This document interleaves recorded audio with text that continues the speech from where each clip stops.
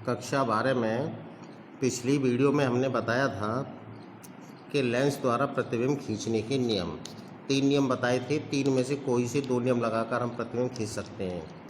अब हम बता रहे हैं पहले उत्तल लेंस द्वारा प्रतिबिंब का बनना। पहली कंडीशन है जब वस्तु अनंत पर हो। तो जब वस्तु अनंत पर है, ये आपका उत्तल लेंस है। इस उत्तल लेंस में कोई वस्तु, ये मुख्य अक्ष है, इसके सामने डॉट डॉट डॉट करके लिखा है, ये ओ डैश वस्तु है। तो हमने तीसरा नियम लगाया उत्तल लेंस वाला कि वक्रता केंद्र से होकर जाने वाली प्रकाश की किरण लेंस में से अपवर्तित होकर बिना विचलित हुए सीधी निकल जाती है। दूसरी है कि इस वस्तु से चलने वाली किरण, प्रथम फोकस से होकर जाने वाली किरण अपवर्तन के पश्चात मुख्य अक्ष के समांतर हो जाती है। जहाँ पर ये दोनों किरणें मिलती हैं वहीं पर वस्तु का प्रतिबिंब बनता है आई डैश, जो कैसा है, उल्टा है और वास्तविक है। तो प्रतिबिंब की स्थिति है लेंस के दूसरी ओर द्वितीय फोकस तल में। कहाँ पर बना? द्वितीय फोकस में बना है। और आकार है, वस्तु बड़ी है, आकार छोटा है, और प्रकृति है वास्तविक और उल्टा। दूसरी कंडीशन है जब वस्तु अनंत व 2f दूरी के बीच में हो। ये लेंस f डैश 2f यानी अनंत आगे है, अनंत और 2f के बीच में वस्तु रखी हुई है हमारी ओ डैश। मोक्ष अक्ष के समांतर चलने वाली किरण अपवर्तन के पश्चात द्वितीय फोकस से होकर जाती है और प्रकाश के केंद्र से होकर जाने वाली किरण सीधी निकल जाती है। तो जहाँ पर मिलती है वहीं पर वस्तु का प्रतिबिंब बनता है ना। लेंस की दूसरी ओर बनता है, f और 2f के बीच में बनता है ना, और वस्तु से छोटा बनता है और वास्तविक और उल्टा है। तीसरी है जब वस्तु 2f दूरी पर हो। तो 2f दूरी का मतलब है ये f यानी प्रथम फोकस की दूरी, इसकी डबल दूरी 2f। ओ डैश वस्तु है, सीधी चलने वाली किरण द्वितीय फोकस से जा रही है, प्रकाश केंद्र से सीधी जाती है, जहाँ पर मिलती है वहीं पर वस्तु का प्रतिबिंब बनता है। और कैसा बनता है? वस्तु के बराबर बनता है, लेंस की दूसरी ओर बनता है, 2f पर बनता है। वास्तविक और उल्टा है, सभी में ऐसे ही है। ठीक है। चौथी कंडीशन जब वस्तु f तथा 2f दूरियों के बीच में हो। ये उत्तल लेंस f और 2f के डैश वस्तु है। मुख्य अक्ष के समांतर चलने वाली किरण अपवर्तन के पश्चात द्वितीय फोकस से होकर जाती है, वही नियम चल रहा है। प्रकाशीय केंद्र से होकर जाने वाली प्रकाश की किरण बिना विचलित हुए सीधी निकल जाती है, और जहाँ पर ये दोनों किरणें मिलती हैं वहीं पर वस्तु का उल्टा और वस्तु से बड़ा और प्रतिबिंब बनता है, वास्तविक बनता है, उल्टा बनता है, वस्तु से बड़ा बनता है।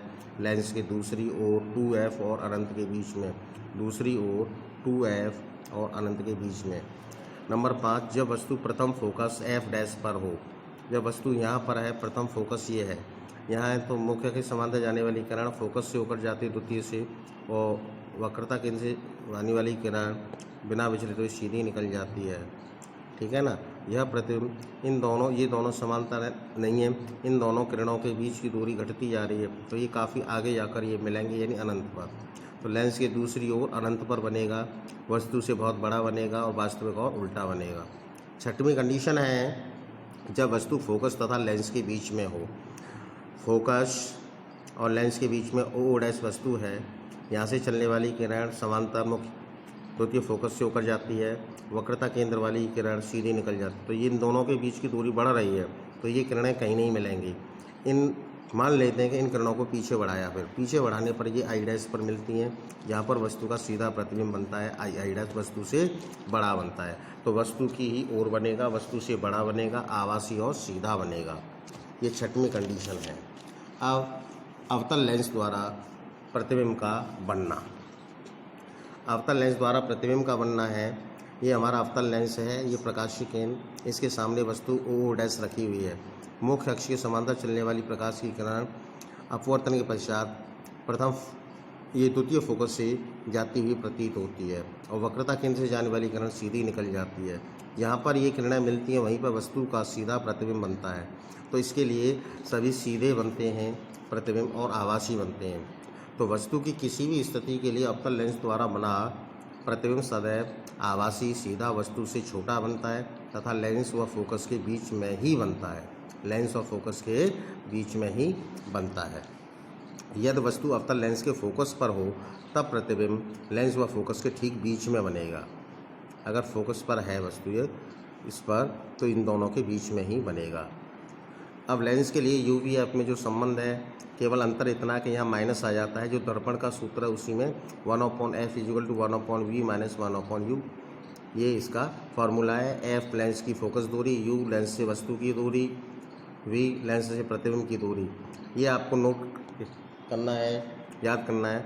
उत्तल और अवतल दोनों लेंसों के लिए एक ही सूत्र है, ध्यान रखना है। उत्तल लेंस की फोकस दूरी धनात्मक होती है तथा अवतल लेंस की फोकस दूरी ऋणात्मक होती है, नेगेटिव आती है। लेंस के लिए रेखीय आवर्धन जो पहले बताया था वो दर्पण के लिए था, अब लेंस के लिए है। वही फॉर्मूला है कि लेंस द्वारा बने किसी वस्तु के प्रतिबिंब की लंबाई तथा वस्तु की लंबाई के अनुपात को रेखीय आवर्धन कहते हैं। इसे स्मॉल m से व्यक्त करते हैं। m बराबर -y2/y1 या v/-u, ठीक है ना। अब ये मान जब रखेंगे तो m बराबर y2/y1, इससे ये कट गया तो v/u हो गया, ठीक है। इधर दूरी माइनस में होती है और प्रतिबिंब इधर बनता है, तो ये दूरी प्लस में होती है, प्रतिबिंब प्लस में और ये माइनस में, और उल्टा बनता है इसलिए ये प्रतिबिंब माइनस, तो माइनस माइनस कट गया तो ये प्लस, तो v/u। और दर्पण के लिए आता है m बराबर -v/u। Note this point, okay. अब आता है लेंस की क्षमता। लेंस की क्षमता क्या है कि किसी लेंस की क्षमता फोकस दूरी के प्रतिलोम के बराबर होती है जबकि फोकस दूरी मीटर में मापी गई हो। लेंस की क्षमता P फोकस दूरी के व्युत्क्रम यानी प्रतिलोम के बराबर होती है, मीटर। P बराबर 1/f। f फोकस दूरी है, इसे P से व्यक्त करते हैं। पावर ऑफ लेंस है इसलिए P से। इसका मात्रक डायोप्टर होता है, इसका संकेत है D। अब एक डायोप्टर की परिभाषा क्या है कि एक डायोप्टर उस लेंस की क्षमता है जिसकी फोकस दूरी 1 मीटर हो, 1 मीटर हो। यदि f का मान सेमी में दिया गया हो तब लेंस की क्षमता P बराबर 100/f डायोप्टर होता है। उत्तल लेंस की क्षमता पॉजिटिव और अवतल लेंस की क्षमता नेगेटिव होती है, क्योंकि इनकी जो फोकस दूरी है वो इसकी प्लस में होती है और इसकी माइनस में, इसलिए क्षमता भी उसी हिसाब से होती हैं। उत्तल लेंस, अवतल लेंस तथा कांच की प्लेट की पहचान करना। हम स्पर्श करके पहचान कर सकते हैं, प्रतिबिंब देखकर पहचान कर सकते हैं। उत्तल लेंस बीच में मोटे, जो आपको परिभाषा में शुरू में बताया, तथा किनारों पर पतले होते हैं, जबकि अवतल लेंस बीच में पतले तथा किनारों पर मोटे होते हैं। और कांच की प्लेट सब स्थानों पर एक समान होती है, तो इसे आप पहचान करके बता सकते हैं। प्रतिबिंब देखकर दिए गए लेंस को छपे पृष्ठ के ऊपर रखकर थोड़ा ऊपर उठाने पर यदि अक्षर बड़े दिखाई दें तो लेंस उत्तल है, और यदि अक्षर छोटे दिखाई दें तो लेंस अवतल है, और यदि अक्षर उतने ही दिखाई पड़े तो कांच की प्लेट होती है। इन लेंसों के उपयोग क्या होते हैं कि घड़ी साज यानी घड़ी ठीक करने वाले घड़ी के छोटे छोटे पुर्जे और डॉक्टर आँख कान नाक के जो बीमारी का पता करते हैं तो वो भी इन लेंसों का प्रयोग करते हैं, ठीक है ना। उत्तल लेंस का उपयोग सूक्ष्मदर्शी और दूरदर्शी के अनेक प्रकाशिक यंत्रों की रचना करने में किया जाता है। नंबर 3, दृष्टि दोषों को दूर करने के लिए लेंसों का उपयोग किया जाता है। जिस तरह से हमने आपने 10th में पढ़ा हुआ कि निकट दृष्टि दोष को दूर करने के लिए अवतल लेंस का और दूर दृष्टि दोष को दूर करने के लिए उत्तल लेंस का प्रयोग किया जाता है, ठीक है। आज आप इतना ही लर्न करेंगे, ठीक है ना। इससे आगे नेक्स्ट वीडियो में होगा।